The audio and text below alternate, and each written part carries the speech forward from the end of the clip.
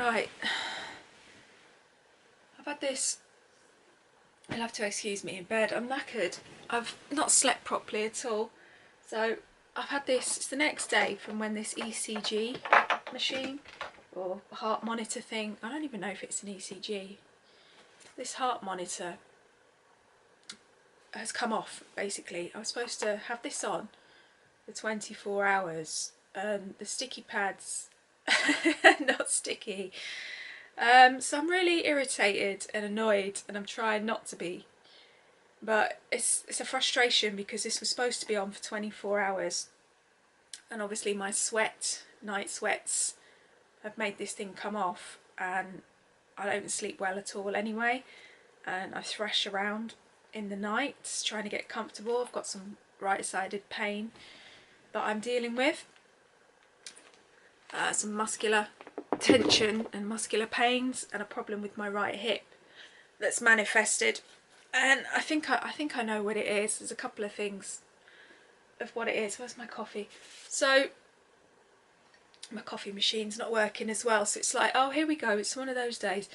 The ECG heart monitor thing has come off, my coffee machine's playing up, and I'm annoyed because I'm self-employed and August is a quiet month anyway. Oh, my eyes are so itchy. My eyes are really itchy. Yeah, so August for me is a quiet month. It's obviously the school holidays. People are busy with their kids and doing things with their families. They're going away on holiday, going abroad. So I'm just conscious of my eyebrow. I actually had my eyebrow threaded. Another frustration. I had my eyebrows threaded last week, and she cut the top of them. She actually cut a big angle. Is it this one? She cut a big angle into it, down, and like it was just a mess. And because I didn't have my glasses with me, I couldn't really see properly. So she held the mirror sort of like 3 feet away from me, so I couldn't really see properly. So I ended up paying her. It was only £5, and thank God I didn't pay more than that because I'd have been livid. Anyway, I'm digressing. So this is the cortisol. This is when you wake up and it's the cortisol, the stress hormone is high, and you're like, oh, this is annoying, this is annoying, this is annoying. But I am really annoyed about this heart monitor coming off because it was supposed to be on for 24 hours for this POTS investigation, and I'm annoyed because I've turned work away. So I've had people wanting to book me today. I could quickly message them and just say, actually, my schedule's changed, I'm now available today. But I'd planned to go out to the garden centre, to the nursery, and just do some things for myself, and that's what I was planning on doing this month anyway. Even though, you know, being self-employed, you don't get holiday pay, you don't get sick pay, and going through menopause, obviously you're not well a lot of the time and you have to take a bit of time off. So I have to take at least 3 days off a month, I would say, because of my cycle and because of the fatigue. But it's getting better with the HRT anyway, and obviously because it's summer, getting the sun that comes through the eye, through the retina, and it goes into your pineal gland, and it helps regulate your body clock better. But no, I'm not sleeping because of the musculoskeletal issues and the chronic pain issues that I have, and it just seems to be a symptom of this POTS thing as well, where you get adrenal surges. So basically your whole system goes offline with this POTS condition. So it's just like you can't relax, you can't relax, you can't relax. Just seeing if my window's closed, because the chickens, my neighbour's got chickens next door, and she's gone away for 10 days, which is great because they've been playing loud music, but her chickens wake me up, and I don't think you should be allowed to have chickens actually in a town. And I do like chickens obviously, but yeah, I just don't think you should be allowed livestock in a built up area because it creates too much noise pollution for people. But her boyfriend, my neighbour's boyfriend, plays loud music a lot of the time. It's not massively loud, it's not overly loud, it's just a constant stream of music. So I've ended up having a go at them and being quite rude actually a while ago, because my stress levels just got way too high, and yeah, I could have been more polite. Editing D here, just quickly jumping in. I'm talking about a problem I had with my neighbours, my next door neighbours, about 9 months ago. Now, I'm going to be doing another video about that because there's since been a very serious issue with them since I filmed this ECG part 2 that I'm showing on this video here now. So I've been deliberating about whether I should post the video or not, but it's very serious, and I think if I do post it, it might help somebody else, and it's also going to highlight some serious problems within the legal system, especially in relation to vulnerable people. So because I'm living on my own, which I don't like to admit on the internet for personal safety reasons, obviously I'm very cautious about where I live and, you know, not giving away any outside photos of my property and what have you.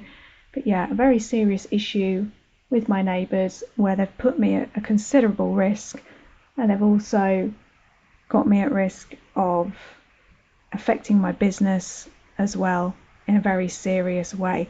So keep following my channel if you would like to hear more about that. I'm just jumping in just to highlight a point here and to monitor this for myself as well for future reference if anything does actually kick off and get worse with my neighbours. In hindsight, but when you're stressed, that's when you flip. That's when you just flip out at people. I didn't swear at her or anything. I just sent her a message through Facebook and said I'm beyond fed up with the music that's coming from your property. Keeping in mind I work from home and they know I work from home, so it's going to disrupt my work. So it was a case of they're being disrespectful, not only to me, but disrespectful to the people that come here as well for treatments. And she used to do Reiki until she joined the Jesus cult. So I'm just highlighting frustrations, and it's difficult when you wake up in the morning, you've got the cortisol kicking off and you've not slept, it's been tossing and turning all night, and then this thing has come off. It's actually caused a burn on my chest. I need to be careful here. I don't know. It's like an electrical, it's caused like an electrical burn. You probably can't see that, but where it was attached, there's a red mark. There's a red mark where it was attached, and when she put it on, I could feel a horrible tingling, like burning sensation. It felt very hot where what are these things called? Contacts? I don't know what the technical word is. I'm just going to call them contacts. Where the contacts were placed on my chest, it was actually burning me.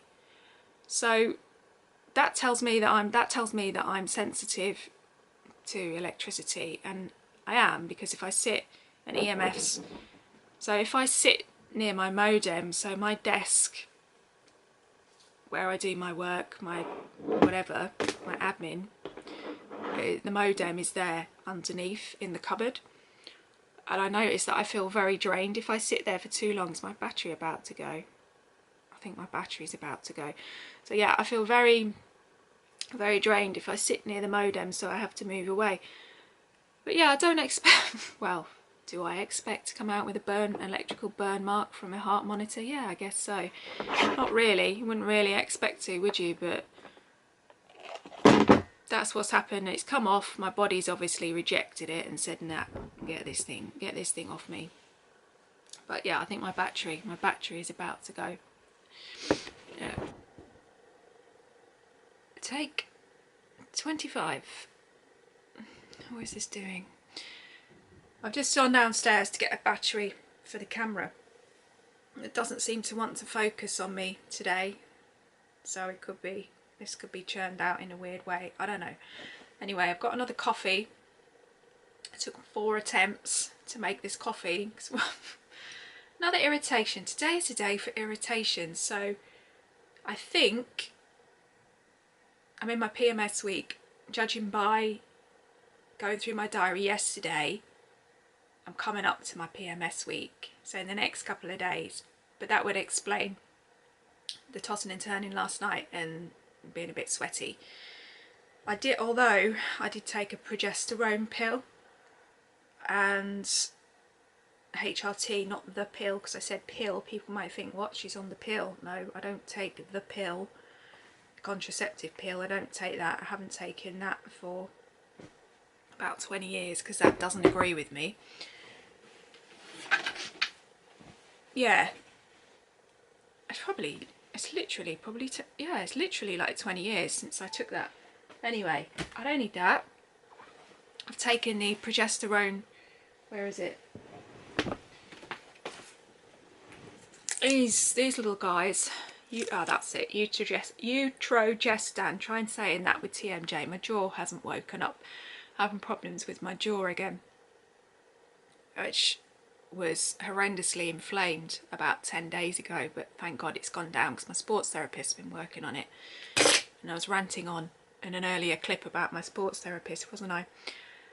So yeah, he's been working all up in here, all under here, all around here.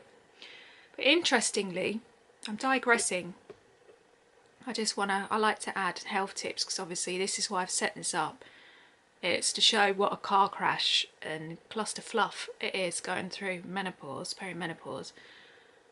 But I also want to interject some health tips, because what's the point in just listening to somebody ramble on about their problems, right? Without interjecting any useful advice. That's my opinion anyway.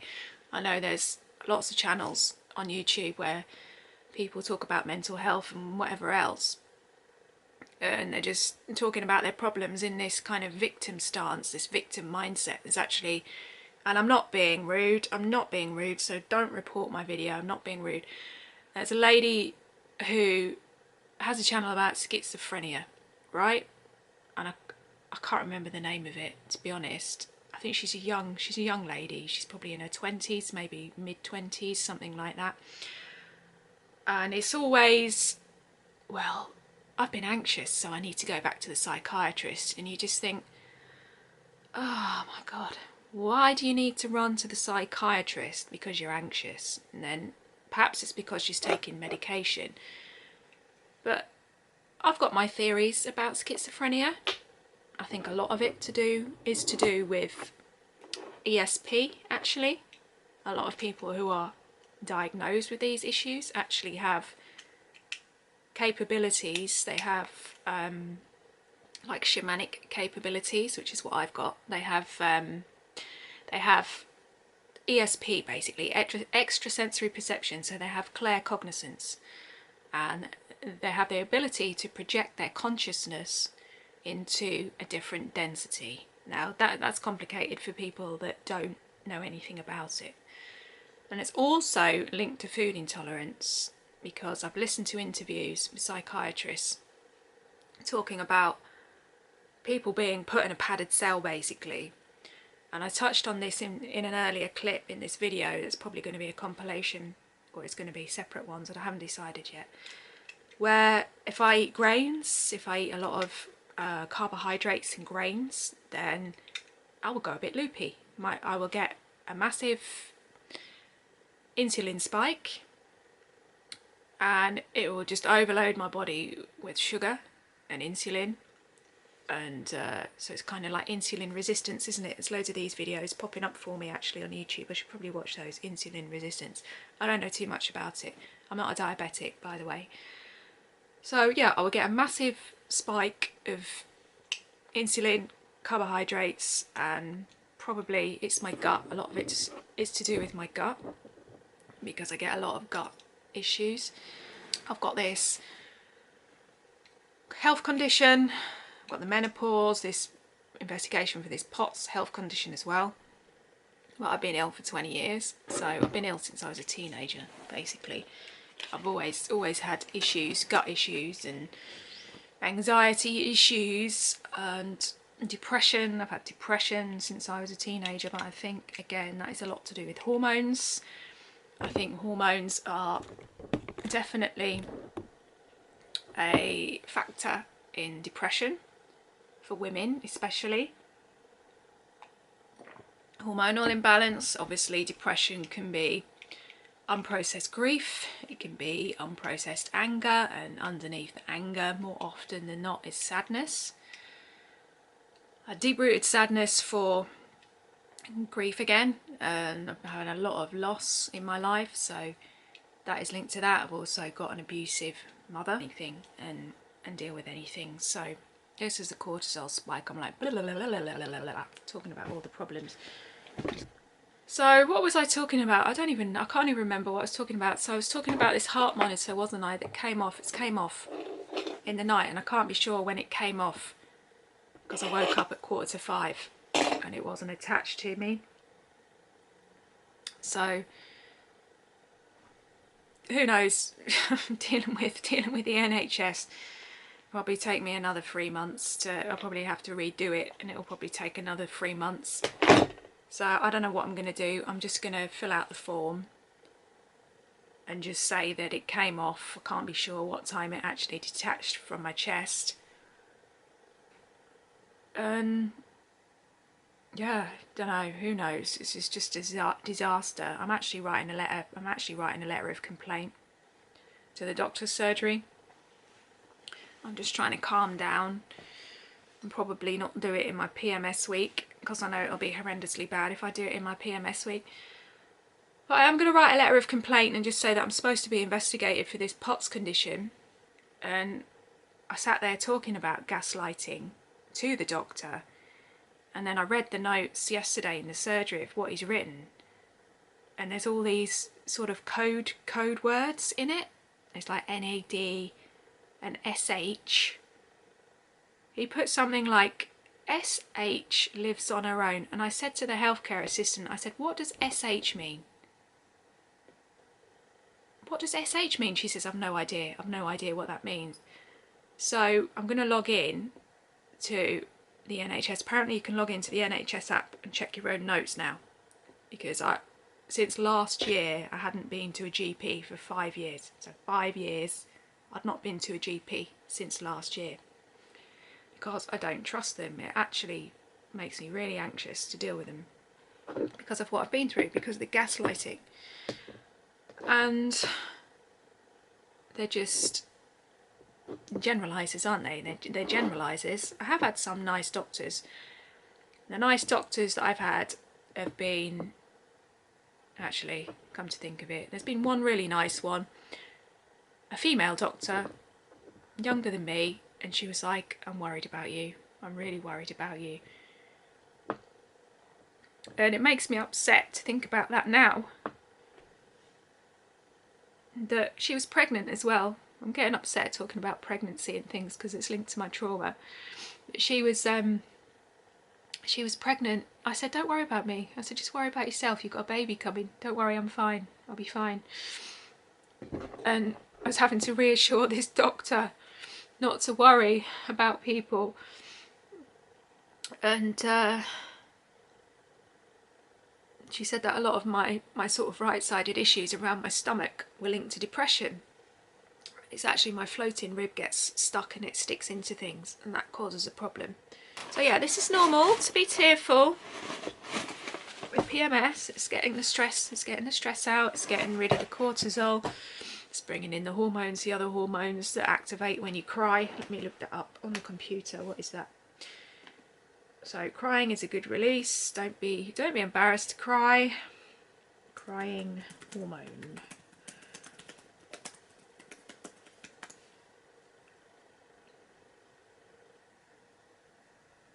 Okay, so crying releases oxytocin and endogenous opioids, known as endorphins.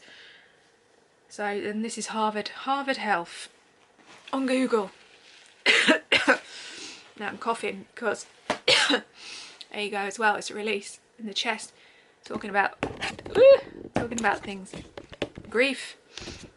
I have got a problem on this right side. It's causing me problems. So I'm contemplating just taking the day off today, because I'd planned to do that. I'd turn some business away. So yeah, I'm just contemplating taking the day off and going to the nursery and going to just clean my loft out and just list some more stuff on eBay. So this video started off with my little rant. Oh no, it's the other video. What's this video about? And I'm getting confused. Oh, this video is about the heart monitor, isn't it? And then I'll drop this thing back at the doctor's surgery this afternoon and just say that it came off, and I don't know what time it came off, so I'm not sure what to do now. But I should be entitled to a referral to neurology. I should be able to get a referral to neurology, because if it's dysautonomia, which is the autonomic nervous system shutting off and tripping out, then obviously that affects my heart, so that's serious, because if my heart's going haywire, then that's serious, you know. Being in your mid-40s, you can have a heart attack, basically. So I lost two grandparents from heart conditions, from heart attacks, but I'm not sure if it's like a congenital thing that I can say, because my grandmother, one of my grandmothers, she had scarlet fever. So she would have been born in the 1920s, and she had scarlet fever, and that caused an issue to her heart. Now we don't have that these days, do we? You never hear of anyone having scarlet fever. I think that was eradicated, which is interesting.